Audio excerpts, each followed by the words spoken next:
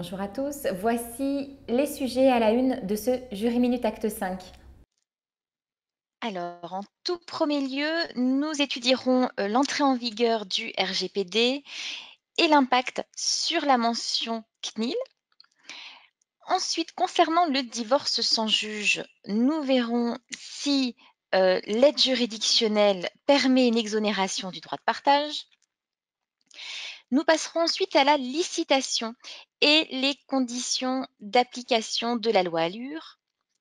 Ensuite, en matière de déclaration de succession, nous verrons l'impact des prélèvements sociaux des PEA sur la déclaration de succession. Concernant les loueurs en meublé professionnel, nous regarderons dans quel cas ils peuvent être exonérés de plus-value. Et enfin, en matière de restructuration d'entreprise, nous verrons les conditions d'application du rescrit anti-abus.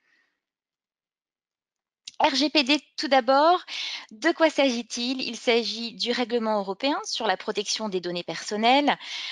Je pense que vous en avez nécessairement entendu parler, ne serait-ce que par l'ensemble des mails que nous avons tous reçus de la part des prestataires nous confirmant leur mise en conformité.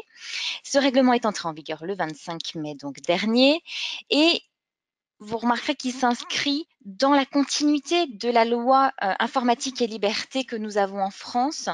Et effectivement, ce règlement vient encore plus renforcer les droits d'usagers. Qu'est-ce qu'il faut retenir s'il y a quelques points à mettre en exergue? Tout d'abord, il n'y a plus la méthode de déclaration préalable. On est plutôt sur un contrôle a posteriori effectué par la CNIL avec des sanctions à la clé en cas de non-conformité.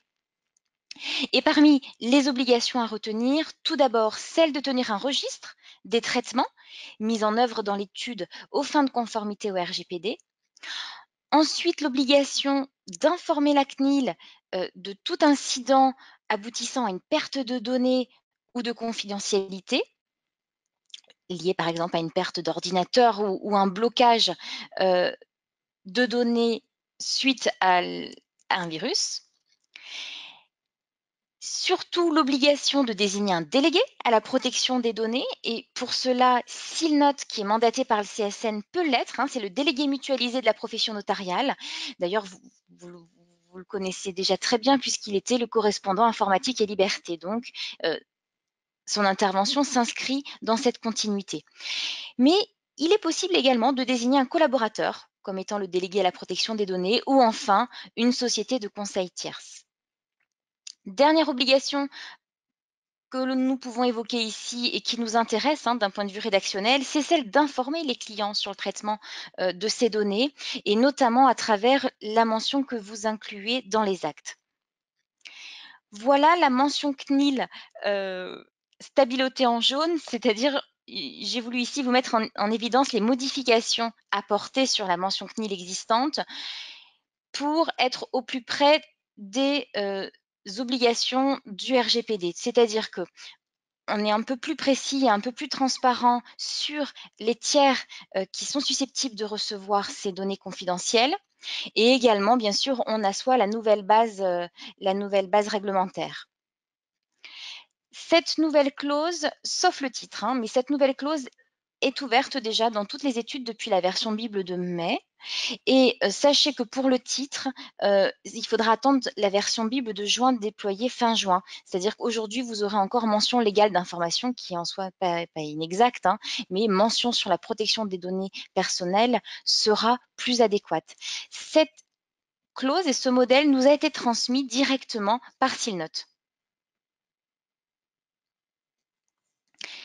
Passons au divorce sans juge et à la présence d'une aide juridictionnelle. La fameuse question est celle de savoir si l'exonération des droits d'enregistrement visés par l'article 1090A du Code général des impôts s'applique au divorce sans juge. Malheureusement, je n'aurai pas de réponse tranché à vous communiquer. On est bien embêté par cet article du Code général des impôts qui n'a jamais été mis à jour depuis l'entrée en vigueur du nouveau divorce et les dispositions qui sont plus que limitatives puisque cet article ne parle que de jugement. Alors, on est dans un paradoxe puisque on avait une circulaire du ministère de la Justice du 20 janvier 2017 qui permettait clairement aux époux de solliciter une aide juridictionnelle, même dans le cadre du nouveau divorce par consentement mutuel, mais le fiscal n'a pas suivi et il n'est pas du tout certain que ces époux puissent bénéficier de l'exonération du droit de partage lorsqu'ils bénéficient de l'aide juridictionnelle. Alors, il convient donc d'être prudent. Et notamment, on a eu écho d'une réponse à un rescrit. Alors, c'était dans le département de Lyon, où l'administration fiscale, d'ailleurs, a répondu par la négative. Elle a dit non, l'exonération n'a pas lieu d'être appliquée. Donc, vraiment, la prudence s'impose. En fonction du contexte, et si cela vous est possible, demandez un rescrit pour couvrir votre dossier. Toujours est-il que nous, on est un peu plus tempéré du coup dans notre trame, et notamment si on regarde la trame de liquidation. Au niveau du bloc aide juridictionnelle, jusqu'à présent, on ne proposait que absence d'aide juridictionnelle, ou alors les parties bénéficient de l'aide juridictionnelle. On prévoit maintenant une nouvelle clause en tempérament, c'est-à-dire oui, il y a une aide juridictionnelle, mais malheureusement, les parties ne vont pas pouvoir bénéficier de l'exonération de droit de partage, puisque nous sommes dans le cadre d'un divorce contractuel et que le Code général des impôts ne nous offre pas la possibilité d'appliquer l'exonération à ce type de divorce. Voilà. Donc, c'est à votre disposition. Aujourd'hui, on n'est pas certain qu'on ne puisse pas appliquer l'exonération, mais voilà, dans le doute et en fonction des dossiers, en fonction des départements, en fonction de la réponse au rescrit que vous auriez pu demander, en tout cas, sachez que cette clause est à votre disposition. Troisième sujet, celui de la licitation et la question de savoir si la loi Allure s'applique à l'acte de licitation, donc d'un lot de copropriété qui fait cesser l'indivision. Donc ici, on est dans l'hypothèse où nous avons une promesse de vente qui porte sur un lot de copro d'un immeuble bâti à usage partiel ou total d'habitation, et tous les documents et informations relatifs à la copropriété doivent être remis à l'acquéreur au plus tard à la date de signature de la promesse. Voilà ce qu'impose la loi Allure. Pour répondre à la question, est-ce qu'il faut remettre tous ces documents également dans le cadre d'une licitation à l'acquéreur? En fait, la réponse est tout dépend de sa qualité. Est-ce que c'est un tiers à l'indivision qui acquiert le bien ou non? La réponse est la suivante. Si la licitation se fait au profit d'un indivisaire, alors non, la loi Allure n'est pas applicable, et d'ailleurs, peu importe l'origine de l'indivision. En revanche, si la cession se fait au profit d'un tiers à l'indivision, alors oui, il y aura bien lieu de transmettre tous les documents et les informations relatifs à la copropriété à l'acquéreur. Pourquoi cette information? Puisque à juste titre, un de nos clients rédacteurs nous a montré que nous proposions toutes les informations relatives à la loi Allure, même dans les licitations au profit d'un membre de l'indivision. Donc, nous pouvons vous amener à l'erreur, raison pour laquelle nous avons supprimé toutes ces dispositions en présence de licitation à un indivisaire. Passons maintenant à la déclaration de succession et au sujet des plans épargne-action. Alors le PEA, il faut savoir qu'il se clôture automatiquement au décès du titulaire, et ce PEA ne peut pas être pris par un ayant droit. Les titres d'ailleurs sont automatiquement transférés dans un compte titre ordinaire. La banque, à ce moment-là, dès qu'elle a connaissance du décès, elle prélève les prélèvements sociaux. Il est important de savoir que ces prélèvements sociaux peuvent être mis dans la déclaration de succession au passif. Nous en avons la confirmation au BOFIP dans un BOI d'ailleurs du 30 octobre 2014. D'où l'intérêt, quand on interroge les banques pour avoir la position des comptes et des actifs, de leur demander, dans l'hypothèse où le défunt était titulaire de PEA, le montant des prélèvements sociaux qu'elle a prélevés afin de les faire figurer au passif de la déclaration de succession.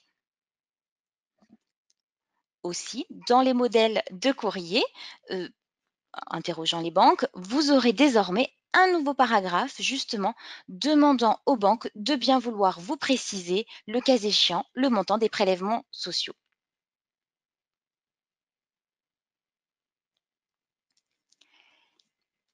Passons maintenant au sujet du loueur en meublé professionnel et à la question: dans quel cas ce loueur en meublé professionnel est-il exonéré d'impôt sur les plus-values?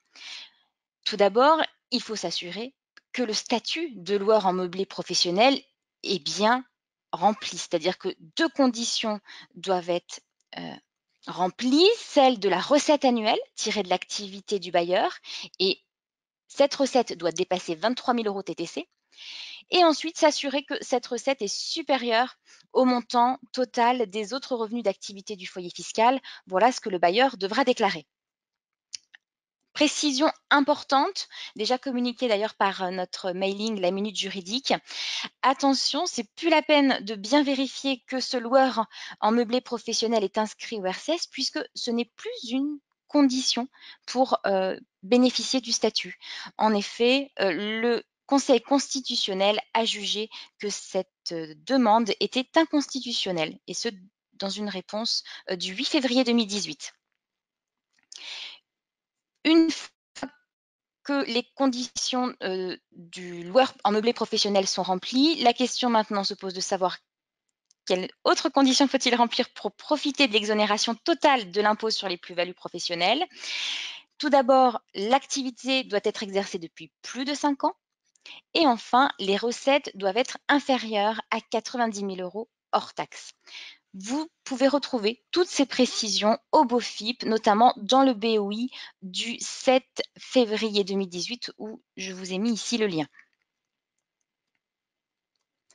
Dans les matrices de vente, vous trouverez toutes ces précisions et du coup toutes ces déclarations du vendeur pour qu'il puisse prétendre à l'exonération de plus-value, tant sur la partie justification de son statut de loueur en meublé professionnel que sur les conditions pour obtenir l'exonération de plus-value. Voilà.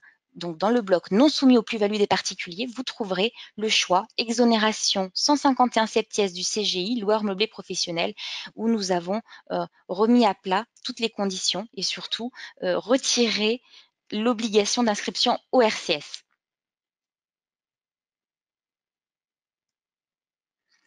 Dernier sujet, celui des restructurations d'entreprises et du rescrit anti-abus, notamment suite à la parution du décret du 12 avril 2018. Ici, nous sommes dans un contexte de fusion, de scission ou d'apport partiel d'actifs. Et lorsque nous avons ces opérations qui ont pour objectif principal la fraude ou l'évasion fiscale, bien sûr, l'idée était de ne pas aboutir à une neutralité fiscale. En conséquence, il y a vraiment une présomption simple de non-respect de cette condition qui a été constituée lorsque l'opération n'est pas réalisée pour des motifs économiques valables. Ce qui change depuis le 1er janvier 2018, c'est que les entreprises peuvent utiliser le rescrit pour prouver leur bonne foi et s'assurer qu'on ne remettra pas en cause a posteriori leur opération, et surtout l'application du régime de faveur de l'article 210A du Code général des impôts. Le décret, en fait, vient préciser toutes les modalités, le contenu et même les termes et les délais pour déposer le rescrit, et l'administration sera considérée comme ayant donné un accord tacite lorsqu'elle n'a pas répondu dans un délai de 6 mois. Aussi, vous trouverez dans notre modèle notamment de traité de fusion, au paragraphe plus-value droit, cette information selon laquelle les sociétés déclarent être averties de la possibilité de demander auprès de l'administration un rescrit fiscal, indiquant que les dispositions du 3 de l'article 210-0A du Code général des impôts, relatif aux opérations ayant comme objectif principal la fraude ou l'évasion fiscale. Je vous remercie pour votre attention. Je vous propose de nous retrouver le 5 juillet pour la prochaine édition de Jury Minute. Bonne journée, au revoir, à bientôt.